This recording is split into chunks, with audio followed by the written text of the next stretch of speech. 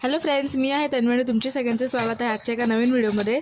तर आजच्या व्हिडिओमध्ये आम्ही दाखवणार आहोत सोलकढी कशी करायची ते. तर हे आहे नारळाचं दूध. हे 2 नारळाचं दूध काढलेलं आहे. हे दूध गाळून घेतल्याने त्याच्यामध्ये टाकले आलं, लसूण आणि मिरचीची पेस्ट. ही बघा. आणि मग याचा तो गुलाबीचा कलर येण्यासाठी ह्याच्यामध्ये कोकम टाकायचा. आम्ही याच्यामध्ये पाण्यात टाकलेलं कोकम टाकलंय. तुमच्याकडे आगळ असेल तर तुम्ही आगळसुद्धा टाकू शकता. आणि चवीनुसार मीठ टाकायचं. हे बघा किती छान असा कलर आला आहे ह्याला.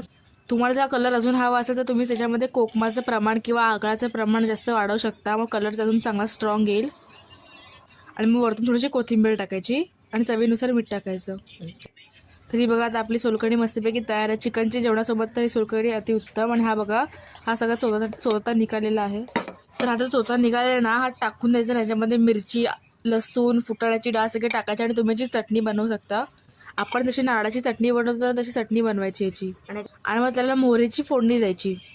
ही चटणी खायला मस्त लागते. तर तुम्हाला हा आजचा व्हिडिओ कसा वाटला ते कमेंट करून नक्की कळवा. व्हिडिओ आवडल्यास लाईक करा, शेअर करा व माझ्या चॅनलला सबस्क्राईब करायला विसरू नका. व्हिडिओ पाहिल्याबद्दल धन्यवाद.